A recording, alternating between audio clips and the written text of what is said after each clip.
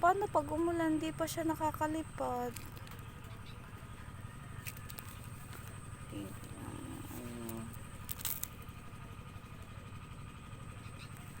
Tawagin mo yung bird.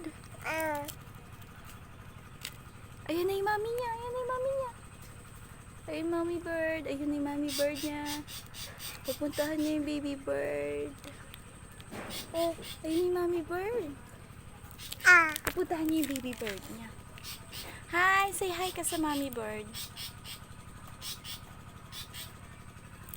Ayun, pupunta na yung mami bird doon sa baby bird. Ayun. Pupuntahan niya yung baby bird. As in baby bird, ayun, nag-aabang yung baby bird. Kawawa naman yung baby bird. Oh, mag-isa lang din yung baby bird.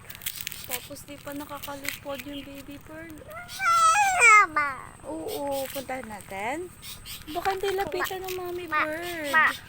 Ay, hindi makalapit yung mommy bird. Oh. Ayun na yung mommy bird niya. Bibigyan niya ng pagkain yung baby bird. Oh, kita mo? Ayun yung baby bird. Waiting siya sa mommy bird niya, oh. Ayun, mommy bird, oh. Mommy bird. Say hi ka sa mommy bird. Hi. Oh, ang laki na ng baby bird niya. Oh, malapit na makalipod yung baby bird. Eh, lalapitan na niya. Ay, umalis ulit yung mommy bird. Uy, kawawa naman yung baby bird. Oh, yun. Walang kasama yung baby bird. Kuhanin natin. Gusto mo? Yung baby bird. Kaya i-zoom natin. I-zoom natin yung baby bird. Oh, yun. Wait, huwag ka malikot. Oh, zoom na natin.